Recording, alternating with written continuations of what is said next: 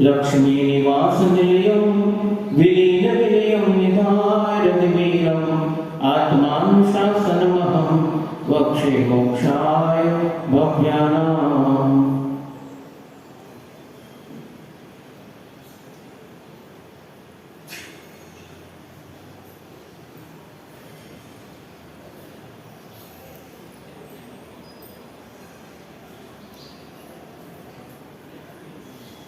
हम इस संसार में जो भी कार्य जानबूझकर करते हैं, बुद्धिपूर्वक करते हैं, पुरुषार्थ पूर्वक करते हैं, उन सब कार्यों को आचार्यों में ज्ञात भाव कहा गया है। यह बात आपने पिछले व्याख्यान में समझी है कि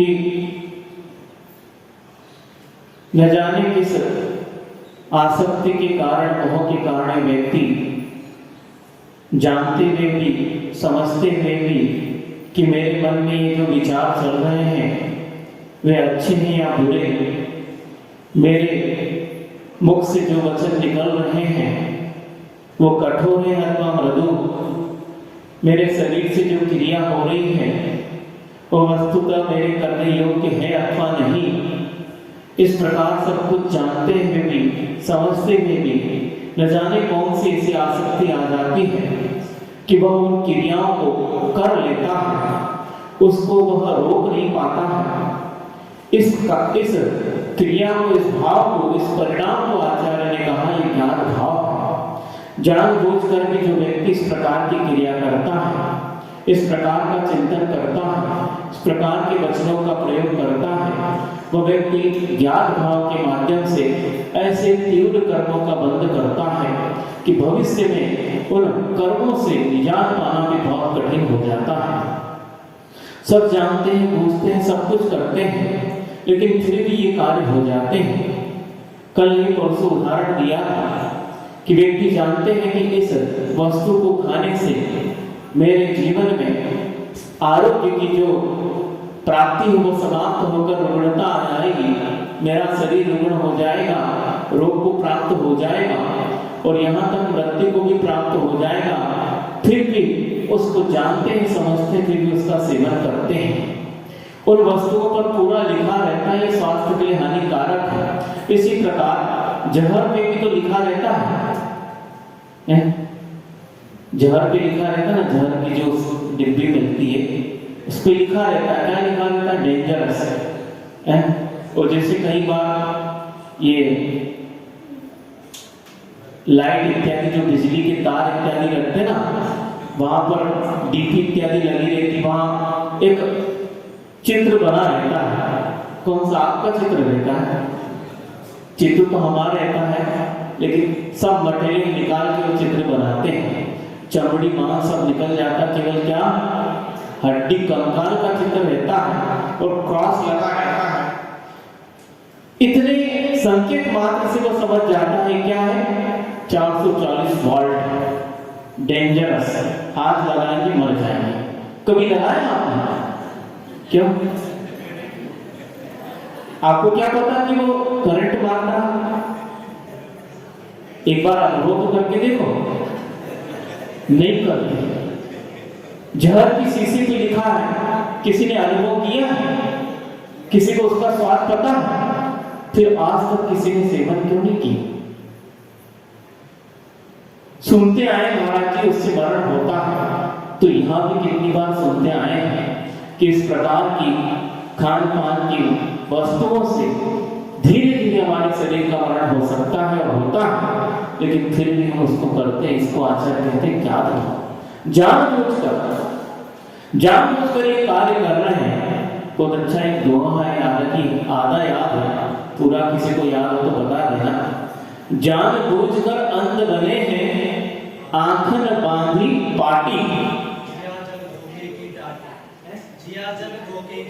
जिया जग धोखे की टाटी। बहुत अच्छा आधा मिल गया। ये संसार जो है माया की, धोखे की ये टाटी अर्थात प्रवृत्ति है। ये सारा का सारा जो संसार है ये धोखे का संसार है, लेकिन फिर भी जानबूझकर अंध बने। जानते हैं इस संसार में ऐसी कोई वस्तु नहीं है जो मेरा हित कर सके, और इस संसार के ऐसे कोई व्यक्ति नहीं है, संबंधी नहीं है जो मेरी आत्मा का हित कर सके।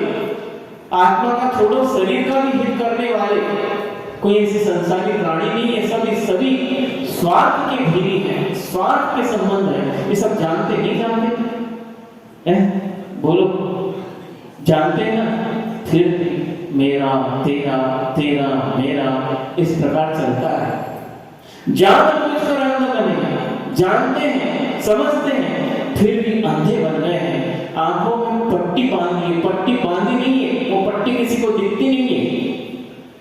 व्यक्ति आंखों में वस्तुतः कोई पट्टी बांध ले, फिर भी उसको कैसे कह सकते हैं कि वस्तुतः यह इसको दिख नहीं रहा, ये अंधा है, इसलिए इसके जीवन में ये मजबूरी है। पर आपके आंखों पे कौन सी पट्टी बंधी है? क्या दिखती है? किसी को नहीं दिखती। वो मोहर रूपी पट्टी, वो कषाय रूपी पट्टी, वो काम विकार रूपी पट्टी किसी को दिखती नहीं है। और वो जब बन जाती है तो व्यक्ति आंखों वाला होकर भी ऐसा अंधा हो जाता है कि वो कुछ समझ नहीं पाता।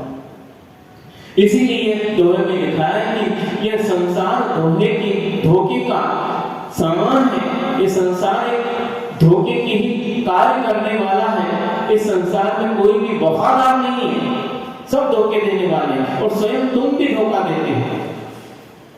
ऐसा नहीं अपने आप को सावधान समझो और सबको धोखेबाज। सबसे बड़े ठग तो हम ही हैं, तभी तो इतना बड़ा संसार हमने रखा है।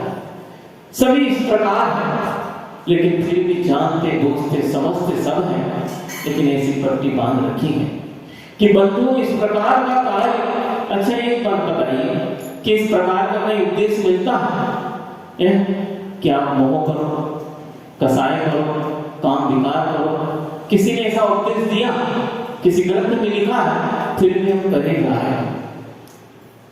इसको त्याग करने का उपदेश दिया जा रहा है, इसका उपदेश देना नहीं चाहिए।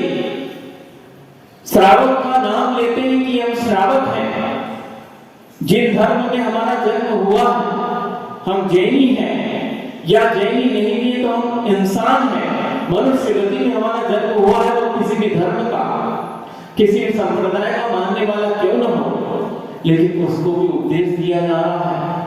इंसान हो, थोड़ी इंसानियत रखो, मनुष्य है, थोड़ी मनुष्यता लाओ, जीवन में दया धर्म का पालन करो। ये उपदेश दिया जा रहा है। क्यों दिया जा रहा है? जब बिना उपदेश के आप हिंसा में प्रवृत्ति कर रहे हैं, हिंसा को अपने जीवन में अपनाए हैं, उसमें कोई उपदेश नहीं दिया, और जो हमारा कर्तव्य है उसके लिए उपदेश देना पड़ रहा है। यही तो जानबूझकर अंध बने हैं। कर्तव्य का उपदेश दिया जाए तो हम अंधे हैं, जानबूझकर अंधे बने हैं। कर्तव्य का कहीं उपदेश नहीं दिया जाता। कर्तव्य करने योग्य कार्य हो, जो करने योग्य कार्य है उसको जो करता है उसका नाम कर्तव्य माना जाता है, और हम करने योग्य कार्य नहीं कर रहे हैं और उस कर्तव्य का उपदेश दिया जा रहा है। बंधु उपदेश देने की योग्य नहीं है, तो करना चाहिए था, लेकिन फिर भी उपदेश दिया जा रहा है कि आप ये मत करो, ये करो, ये आपके योग्य है। इस प्रकार उपदेश देना यह ठीक नहीं है, लेकिन फिर भी क्या करें, इस प्रकार का हमारे जीवन में पाप कर्म घुस गया और हम उसी को अच्छा मानकर कार्य कर रहे हैं। इसीलिए उपदेश देना पड़ रहा है कि बंधुओं, षट कर्म का उपदेश, कर्तव्य, गलत कर्म मतलब कर्तव्य आपके आवश्यक, वो भगवान को उपदेश देने पड़े कि भैया दान पूजा कर लो, भगवान की अभिषेक कर लो, दान थोड़ा धर्म कर लो, स्वाध्याय कर लो, तब कर लो। पता है कितने होते तुम्हारे आवश्यक हैं? 6 जानबूझ कर करते हैं। कैसे आवश्यक पूरे हैं? दुनिया के सारे आवश्यक 600 कर लेंगे, 6000 कर लेंगे, 6 लाख कर लेंगे, उन आवश्यकों में कमी नहीं, और बढ़ते चले जाएंगे तो और खुश हो जाएंगे। लेकिन यहाँ 6 आवश्यक क्या, एक भी कर लो तो हमारे जीवन में सार्थकता आ सकती है, उसके करने का उपदेश दिया जा रहा है। यही सबसे बड़ी विडंबना है। और हम जो नहीं करना उसको बहुत ही यत्न से, पुरुषार्थ से, बुद्धिपूर्वक चलाकर करना है। इसीलिए ऐसे कर्मों का बंध होता है कि आज तक हमारा संसार जो है परित नहीं हो पाया है। उसमें हम भी हैं, ऐसा नहीं हम भी थे, ऐसा कह सकते हैं, नहीं कह रहे हैं, क्योंकि अब नहीं है, थे हम भी ऐसे उसी में, क्योंकि इस प्रकार हम भी कार्य कर रहे थे, लेकिन पूज्य गुरुदेव का चरण सानिध्य मिला और एक बुद्धि प्राप्त हो गई कि बंधु वस्तुतः तुम ये जो कर रहे हो तुम्हारे योग्य नहीं है। जो तुम्हारे योग्य है वो कार्य करो तो निश्चित रूप से तुम इस कर्म की जो संत के ऊपर समाप्त कर सकते हो। इसीलिए ज्ञान भाव क्या है हम जानते बूझते हैं, लेकिन फिर भी उसको हटा नहीं पाते हैं। थोड़ा सा पुरुषार्थ करो, अपनी बुद्धि को ठिकाने पर रखो और समझदारी से, विवेक से काम लो, तो ये ज्ञान भाव भी हमारे जीवन से निकल जाएंगे और उसे तीव्र कर्म का बंध नहीं कर पाएंगे। इसी प्रकार आगे आचार्य एक भाव और कहते हैं, अज्ञात भाव। पूज्य पाद स्वामी ने उसकी परिभाषा करके बताया कि मद के कारण अथवा मद के अतिरेक के कारण, केवल मद के कारण नहीं, मद के अतिरेक के कारण और प्रमाद के या आलस्य के अतिरेक के कारण बिना जाने जो व्यक्ति के जीवन में प्रवृत्ति होती है उसका नाम अज्ञात भाव है।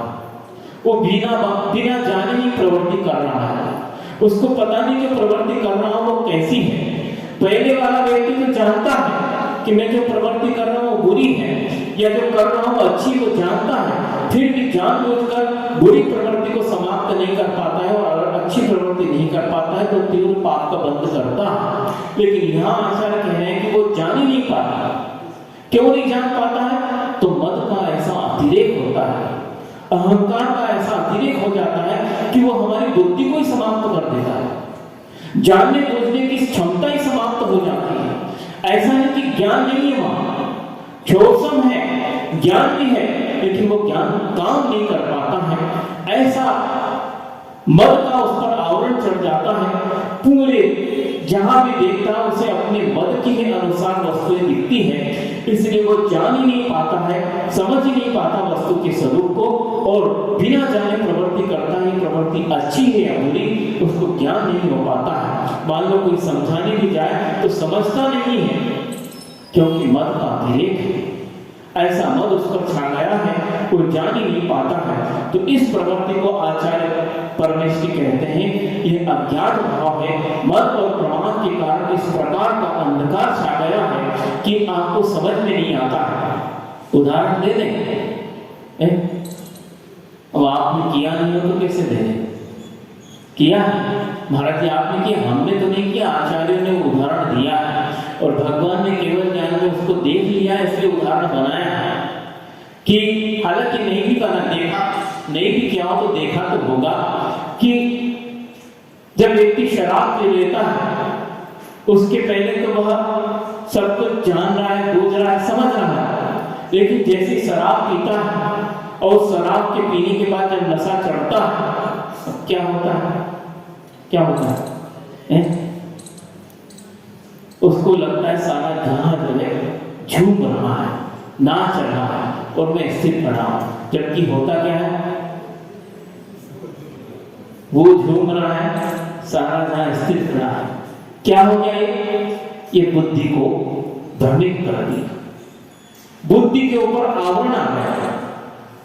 जो स्थिर है उसे वो नाचता हुआ समझ रहा है और जो नाच रहा है उसे स्थिर समझ रहा है।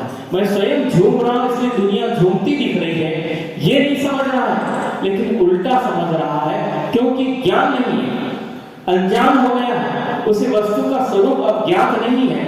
हालांकि वह व्यवहार भी कर रहा है, प्रवृत्ति कर रहा है, वह जहां पी शराब उससे घर तक आता है, लेकिन घर तक आते हुए भी पैर जमीन पर रखकर आता है, लेकिन पैर कहां पड़ रहे उसको ज्ञात नहीं है, ठीक पड़ रहे हैं कि नहीं यह भी इसको ज्ञात नहीं, बस चला जा रहा है, चला जा रहा है। वो घर तक पहुंच तो जाता है, लेकिन बहुत जानबूझकर बुद्धिपूर्वक नहीं पहुंचा।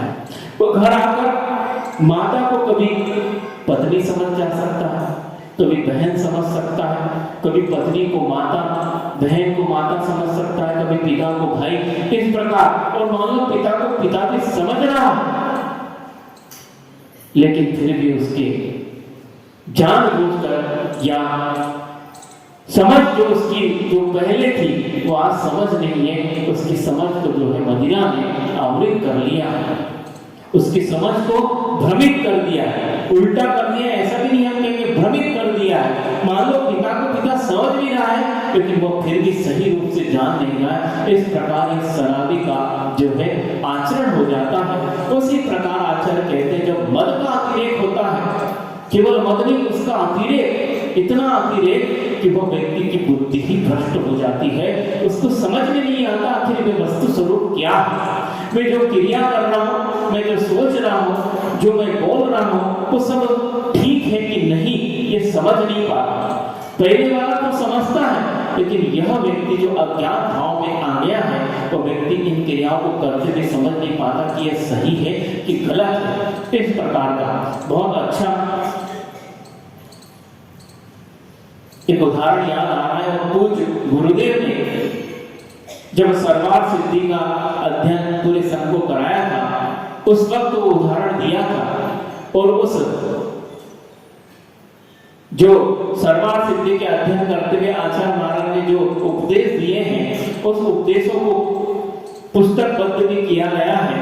और तत्वार्थ सूत्र के लिए कौन सूत्रोपदेश नाम की एक पुस्तक निकली है, उसका जो है प्रकाशन हुआ है। सरवार सिद्धि पढ़ाते वक्त आचार्य महाराज ने जो उपदेश दिया है, जो उदाहरण दिए हैं, जिस माध्यम से समझाया, पूरा उसका प्रकाशन हुआ है। उस वक्त उन्होंने उदाहरण दिया था, और बहुत फिट उदाहरण दिया था कि देखिए कि ये मद के अतिरेक के कारण कैसे व्यक्ति कार्य करता है, उसका मद उसके ज्ञान को कैसे आवृत कर देता है और उसे समझने बूझने की बुद्धि को समाप्त कर देता है।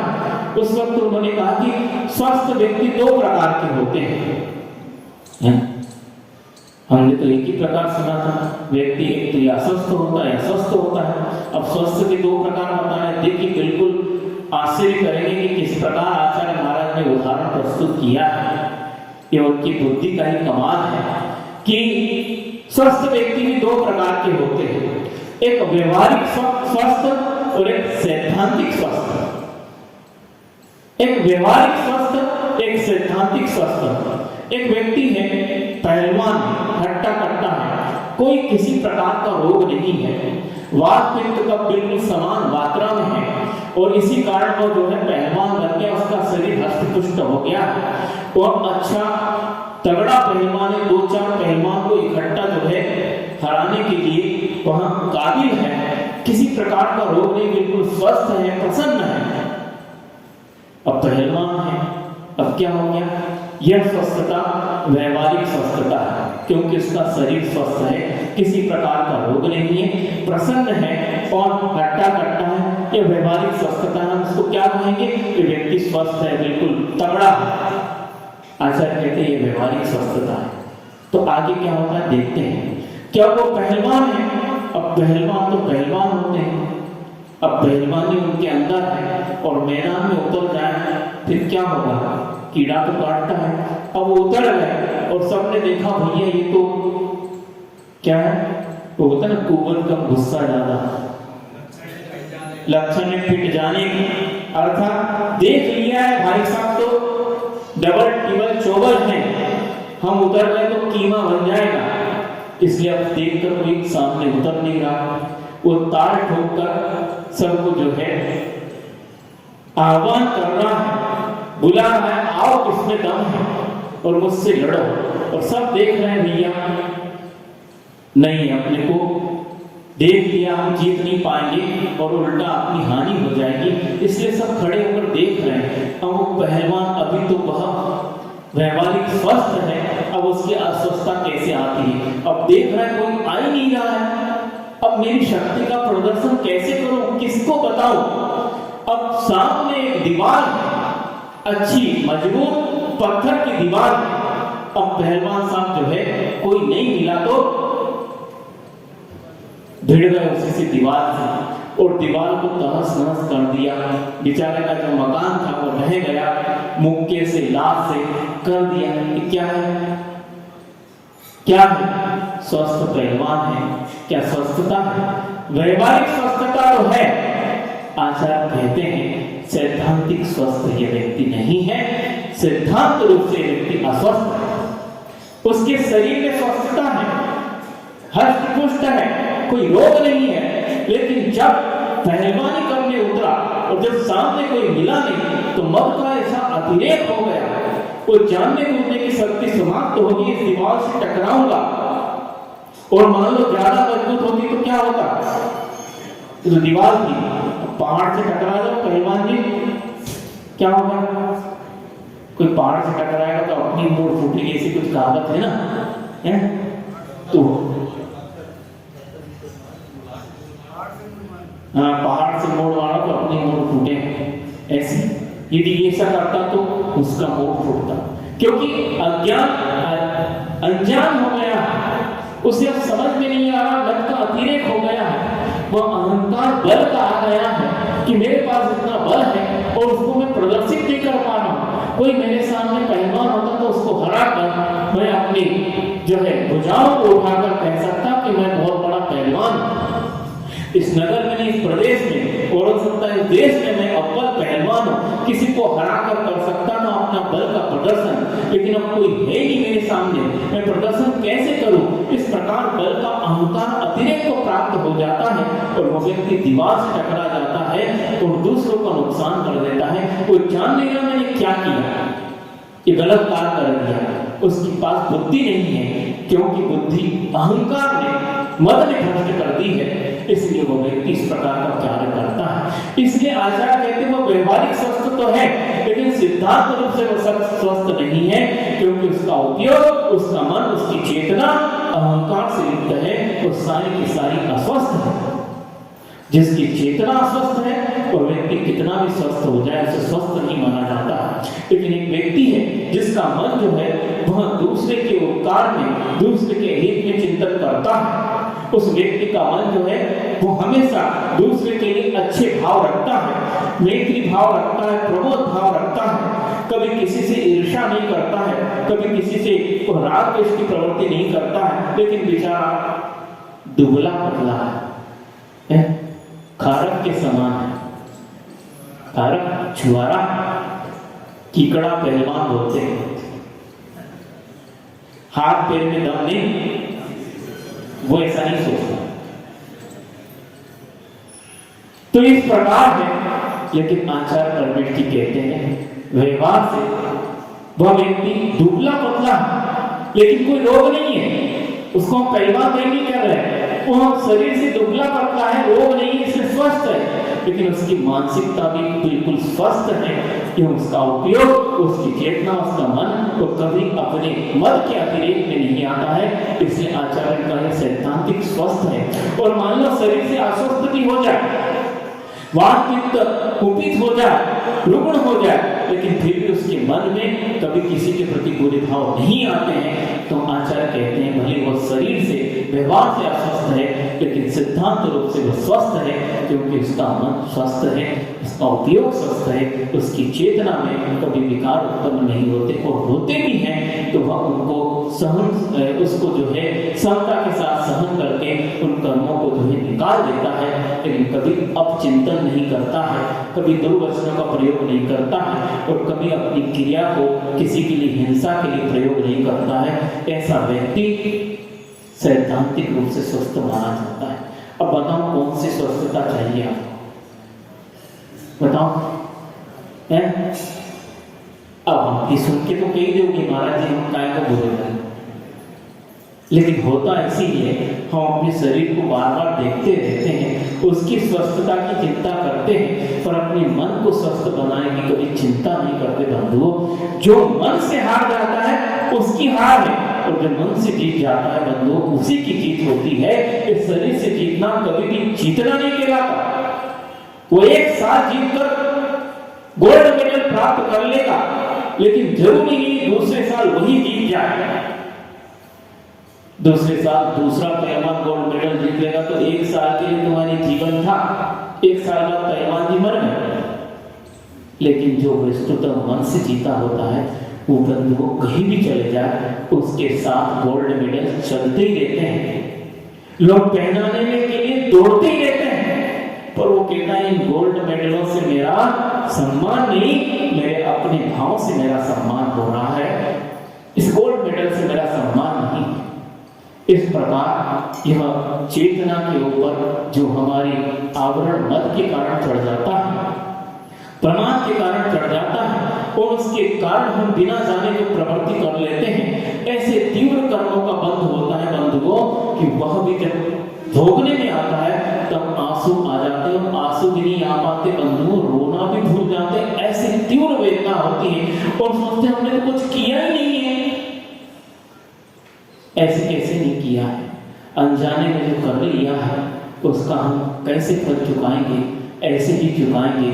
और ऐसे आगमों में बहुत वर्णन मिलते हैं कि किस प्रकार व्यक्ति ने मत के अहंकार के कारण ऐसे ऐसे कार्य किए और अंत में उनको पछताना पड़ा है। लेकिन अब अंत समय में पछताने से होता क्या है, कार्य तो कर लिया है, अपवाद तो फैल गया है और अंत में बिल्कुल धूल हाथ लगती है और सम्मान के सब कुछ धूल में मिल जाता है, तो प्रतिष्ठा धूल में मिल जाती है और अंत में कुछ भी नहीं मिलता है। इस मत के कारण ऐसे उदाहरण आपको बहुत मिलते हैं, देखें सुने, उनके ऊपर सीरियल भी बन गए हैं और उन सीरियल को भी आप बिल्कुल क्या कहना आनंद लेकर देखते हैं, लेकिन बंधुओं कभी उससे पाठ नहीं ले पाते कि आखिर व्यक्ति कैसे कार्य करता है।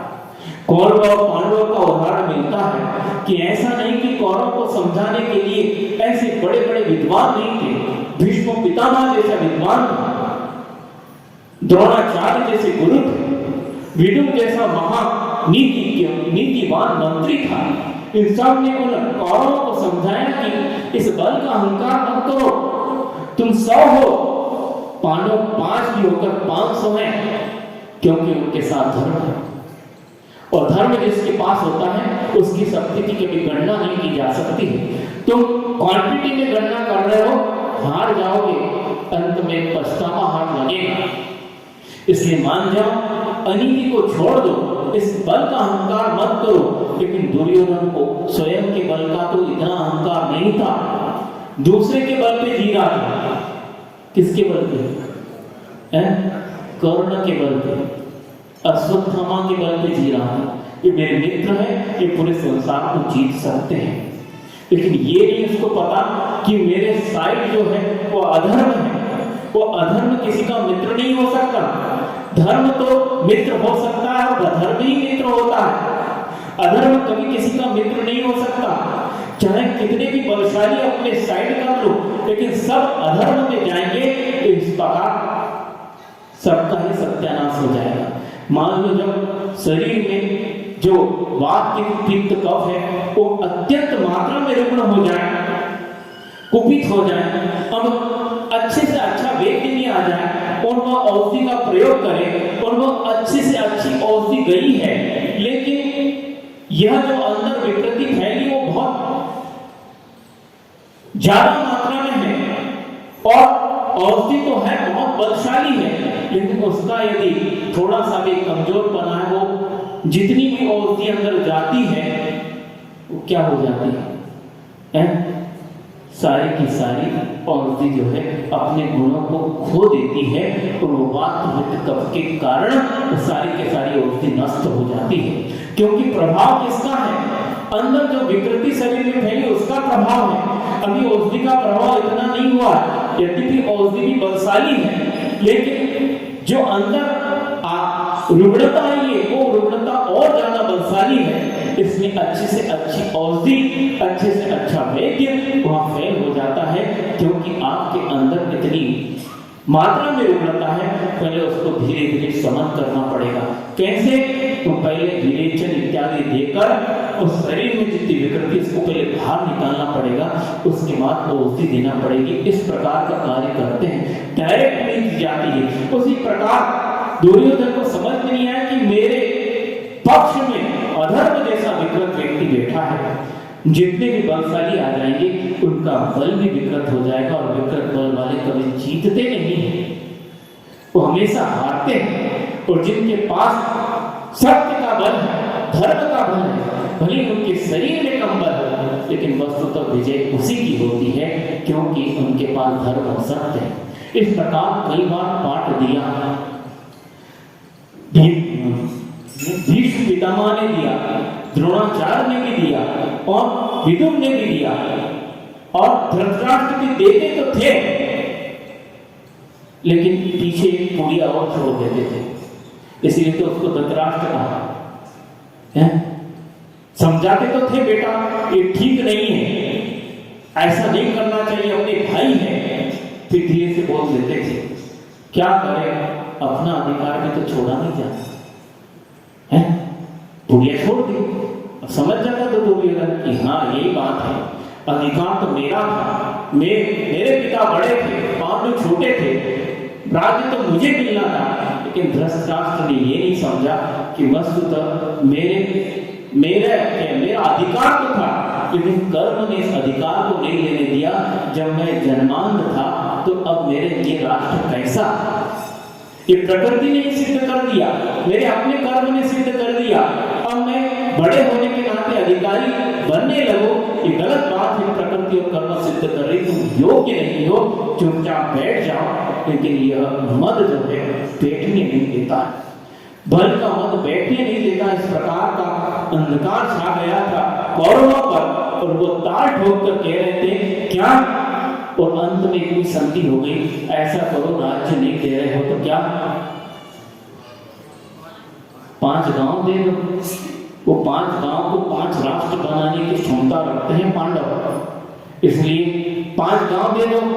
5 गांव इतना बड़ा, सुई की नोक के बराबर की पृथ्वी मैं उनको नहीं दूंगा। वो जीव तत्व नहीं है का, आकाश में अवगान नहीं करने वाले हैं वो है?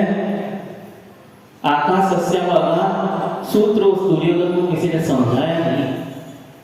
तुम सुई की नोक के बराबर कह रहे हो, वो लोग के असंख्यात के भाग में रहने की क्षमता रखते हैं। हाँ, रही गए, सभी रह रहे थे, उस आकाश ने अवगान दिया, तुम क्या दोगे? और तुम देने वाले होते कौन हो? तुम्हें भी इस आकाश ने अवगान दिया, अहंकार मत करो। ये पृथ्वी तुम्हारी नहीं है, ये रहने का स्थान तुम्हारा नहीं है, आकाश तत्व का उपकार मानो जो तुम्हें रहने के लिए स्थान दे रहा है। यदि आकाश तत्व नहीं होता कहां जाते हैं? कहां लटकते? कोई स्थान नहीं था, इसका उपकार मानना तो भूल गए। और ये धरती मेरी है, मैं दूंगा नहीं, यह अहंकार आ गया। और अंत क्या हुआ? क्या हुआ? एक भी कौरव उस जमीन का रक्षण करने के लिए बचा नहीं।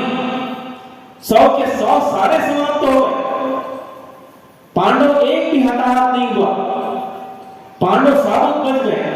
क्योंकि युद्ध करते हुए भी उनको ग्लानि हो रही थी, आंखों में आंसू आ रहे थे, हम किस पर तीर चला रहे हैं, लेकिन चलाना पड़ेगा, ये मेरी मजबूरी है। क्योंकि इस प्रकार का कार्य वो सामने से व्यक्ति कर रहा है और धर्म की स्थापना करनी, इस प्रकार का भाव उनको आ रहा है। वो चलाते वक्त भी ग्लानि कर रहे हैं और वो तीर चलाते वक्त भी आनंद का अनुभव कर रहे थे कि ये तीर जाकर उसको छलनी कर देगा। उस व्यक्ति को बंधुत्व नहीं दिख रहा था, उस व्यक्ति को मनुष्यत्व नहीं दिख रहा था, इसलिए अहंकार में इस प्रकार का कार्य हो गया। कि कैसे हो गया? मद ने उसकी बुद्धि को भ्रष्ट कर दिया था। बल का जो मद आ गया था और संपत्ति का लोभ जो आ गया था, उससे उस व्यक्ति के दिमाग को उन्होंने भ्रष्ट कर दिया था और इस प्रकार का कार्य हो गया। जो समझाने जाते थे उनको ही कहते थे भैया अपनी आप देखो, मैं तो देख लूंगा। हाँ, इसी प्रकार रावण का भी है ना, 2 ही तो सीरियल प्रसिद्ध हुए, महाभारत और रामायण। महाभारत का उदाहरण हो गया, रावण का भी रामायण का उदाहरण है। उस व्यक्ति को अपने रूप का अहंकार था और रावण सोचता था मैं इतना रूपशाली हूं, सीता क्या वस्तु है, वो मुझे चाहेगी क्यों नहीं, आज नहीं तो कल मेरे रूप से जो है वो प्रभावित होकर विकार युक्त होगी और वो राम को छोड़कर मुझसे विवाह कर लेगी। इस प्रकार का उसको रूप को अहंकार था, इसलिए वो सोचने ही भूल गया कि उस व्यक्ति की आयु क्या है। वो सीधा जो है इतनी कम आयु की थी, रावण का उम्र बहुत ज्यादा हो गई थी, तो उसकी पुत्री के समान लगती थी। लेकिन जब काम का मन में काम छा जाता है तो व्यक्ति की जो है ज्ञान की आंखें बंद हो जाती, इसको कामांध कहते हैं। बहुत अच्छा श्लोक याद आ रहा है, यस्य नास्ति स्वयं प्रज्ञा शास्त्रम तस्य करोति किम लोचनाभ्याम विहीनस्य दर्पणः किम करिष्यसि। सुना होगा शायद, पूज्य बड़े महाराज ने दिया होगा, अभी दिया ना। कई बार पूज्य बड़े महाराज जी के मुख से हमने इस श्लोक सुना है कि क्या बिल्कुल सरल शब्दों में उस व्यक्ति के जीवन के बारे में समझा दिया, किसके बारे में, जिसके जीवन में मद है, अहंकार है, जिसका जीवन, जिसकी आंखें जो है ये कामांध हो गई है, बलांध हो गई है, मदांध हो गई है, जिसकी आंखें क्रोधांध हो गई है, उस व्यक्ति के जीवन में किस प्रकार का कार्य होता है। दर्पण प्रसिद्ध है आईना कि वो अपना रूप दिखाता है। जो कोई व्यक्ति उस आईने के सामने आ जाए, कभी आईने ने मना नहीं किया कि तुम राजा नहीं हो, रंग हो, मैं तुम्हारे रूप को नहीं दिखाऊंगा, तुम कुरूप हो, स्वरूप नहीं, मैं तुम्हारे रूप को नहीं दिखाऊंगा। इस प्रकार कभी दर्पण ने पक्षपात नहीं किया, चाहे राजा आ जाए, चाहे गरीब आ जाए, चाहे स्वरूप सुंदर व्यक्ति आ जाए, चाहे कुरूप भद्दा दिखने वाला आ जाए, अष्टांग वक्र भी आ जाए, वो जैसी तस्वीर आपकी है, जैसा आपका रूप है, उसी का उसी प्रकार रूप वो दर्पण दिखाता, उसने कभी पक्षपात नहीं किया। वहाँ आपको उस रूप का दर्शन करा के आपको सचेत करता है वो दर्पण। लेकिन क्या कहते हैं, वो दर्पण भी कुछ नहीं कर सकता। क्यों? दर्पण रूप नहीं दिखा सकता, दिखा सकता है, आपके शरीर का परिचय नहीं करा सकता, करा सकता है। फिर क्योंकि लिखा है कि दर्पण किम करिष्यसि, वो दर्पण क्या करेगा, किस व्यक्ति के लिए, लोचनाभ्याम विहीनस्य, जिसके दोनों आंखें नहीं है, जो जन्मांध है अथवा किसी दुर्घटनावश जिसकी आंखें समाप्त हो गई हैं, जिनमें रोशनी समाप्त हो गई है, यद्यपि उसको चक्षु आवरण कर्म का क्षयोत्सव तो है, लेकिन उसका उपकरण समाप्त हो गया है और उसमें दृष्टि नहीं बची है, वो व्यक्ति के लिए आचार्य कहते हैं कि ऐसा व्यक्ति दर्पण के सामने चला जाए, वो दर्पण कितना भी महंगा क्यों न हो, ये कर्म भूमि का नहीं, भोग भूमि का दर्पण लिया है। महावीर जो है आभूषणानंद नाम के कल्पवृक्ष हैं, उनसे दर्पण भी मिलता है, तो भोग भूमि का लिया है। भोग भूमि छोड़ो, देवों के यहाँ भी जो दर्पण होंगे वो ले आओ, किसी तीन लोग का कोई भी दर्पण ले आओ, जिसकी आंखें नहीं है, दर्पण में उस रूप को वो देख नहीं सकता। इसमें दर्पण की गलती नहीं है या दर्पण की कमजोरी नहीं है, दर्पण की कमी नहीं है कि दर्पण मुझे रूप नहीं दिखा रहा है। किसकी कमी है? अपनी, क्योंकि हमारे पास आंखें नहीं है। यदि आंखें होती तो दर्पण अपना कार्य नहीं छोड़ता, वो तो अभी भी दिखा रहा है, पर तुम्हें देखने की क्षमता नहीं। दूसरा व्यक्ति देख रहा है, इस अंदर तो व्यक्ति का भी उसमें प्रतिबिंब पड़ रहा है, लेकिन ये देख नहीं सकता, इसलिए दर्पण को जो है वो लात मार देता है, फोड़ देता है कि दर्पण खराब है, इसमें दिखाने की क्षमता नहीं है, क्योंकि ये मेरे रूप को नहीं दिखा रहा है, वो दर्पण के साथ करता है। इसलिए आचार्य कहते हैं कि शास्त्रम तस्य करोति किम, ये इतने बड़े बड़े आध्यात्मिक और सैद्धांतिक शास्त्र हैं, आचार्यों ने बड़े परिश्रम से लिखे और जीवन की उन्नति के लिए लिखे हैं, लेकिन ये शास्त्र भी कुछ नहीं कर पा रहे। शास्त्र की क्षमता नहीं है, इस शास्त्र की तो क्षमता है, उसमें लिखे हुए अर्थ के साथ, शब्द के साथ अर्थ की ओर जाएं तो हम हमारे जीवन का उपकार कर सकते हैं, लेकिन फिर भी क्यों नहीं कर पा रहे हैं? हम शास्त्र को दोष देते हैं, बंधु ये हमारी गलती है। यस्य नास्ति स्वयं प्रज्ञा, जिसके पास स्वयं प्रज्ञा अर्थात विवेक नहीं है, जिसकी स्वयं अपनी बुद्धि नहीं है, जो अपनी समझ से कार्य नहीं ले रहा है और शास्त्र का सही से अर्थ नहीं निकाल रहा है, और व्यक्ति जिसको अर्थ नहीं आता वो तो एक तरफ, जिसको अर्थ आता है लेकिन विपरीत अर्थ निकालता है, उस व्यक्ति के लिए भी कहा है शास्त्र तुम्हारे लिए उपकारक सिद्ध नहीं हो सकता है, क्योंकि तुम्हारी स्वयं की प्रज्ञा नहीं है। तुम्हारी आंखें तो बहुत अच्छी पढ़ रही है, लेकिन मन रूपी आंखें तुम्हारी जो है वह समाप्त हो चुकी है, या उसे किसी कसायों ने, मद ने, अहंकार ने या प्रमाद ने घेर रखा है उस मन रूपी चक्षु को। इसलिए तुम इस शास्त्र के अर्थ को समझ नहीं पाओगे, ये शास्त्र तुम्हारा कल्याण नहीं कर सकता।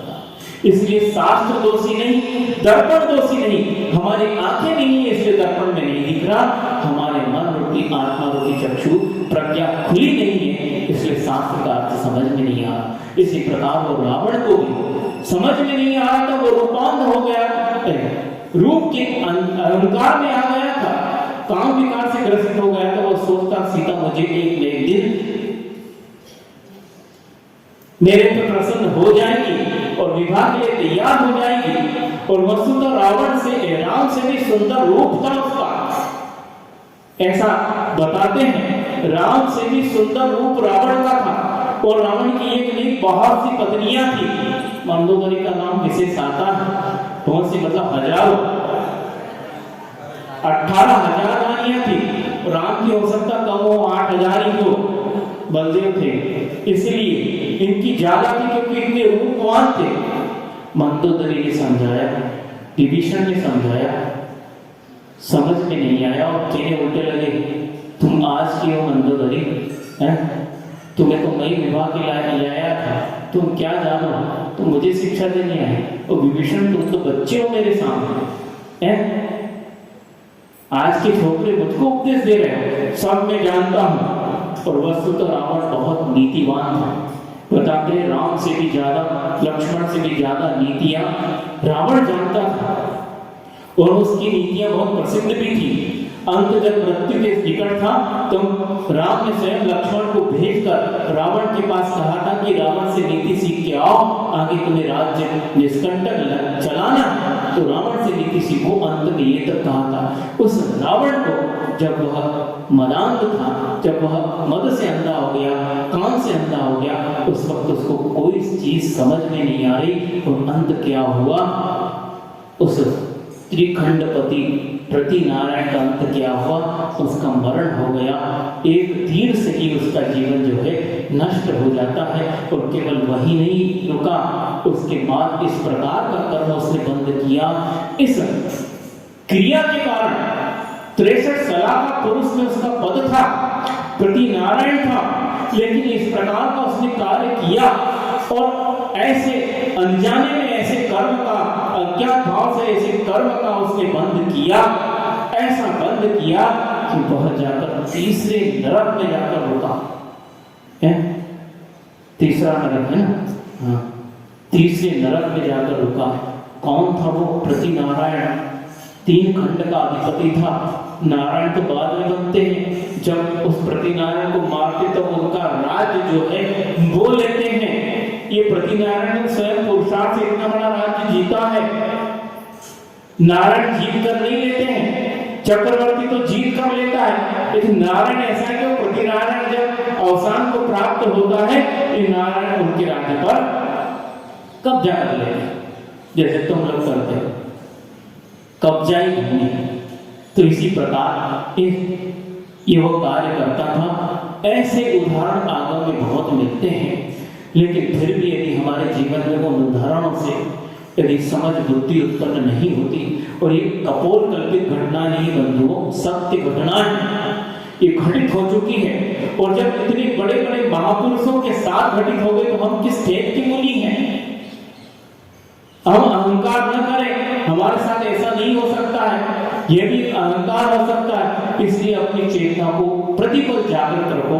कभी भी आपके जीवन में तीव्र भाव आ सकते हैं, और तीव्र कर्मों का बंद कर देंगे, और कभी ऐसे ज्ञात और अज्ञात भाव भी आ सकते हैं, और ऐसे ऐसे तीव्र कर्मों का बंद करेंगे कि बंधुओं आपको अंत में पछताना पड़ेगा। और निगत्य निकाचित जैसे कर्म का बंद हो जाता है, जिनका फल भोगना ही पड़ता है। किसी भी क्रिया के माध्यम से उन कर्मों को हम हटा नहीं सकते, वो अपना फल देकर ही जाएंगे और ऐसा फल देंगे कि हमें पुनः रोना पड़ेगा। इसलिए सावधान रहो, अपनी चेतना को हमेशा जागृत रखो। इन सूत्रों के माध्यम से आचार्य महाराज हमें बार बार समाधान कर रहे हैं। सूत्र इसीलिए उन्होंने लिखे कि ऐसी क्रियाएं हमारे जीवन में बार बार होती हैं, इसलिए उनको हम संयमित करें और जागृत अवस्था में आए, ताकि हमारे जीवन से कर्म बंध की प्रक्रिया धीरे धीरे तीव्र से मंद होकर मंदतर मंदतम होती हुई एक दिन समाप्त हो जाए। बस यही इस कार्य का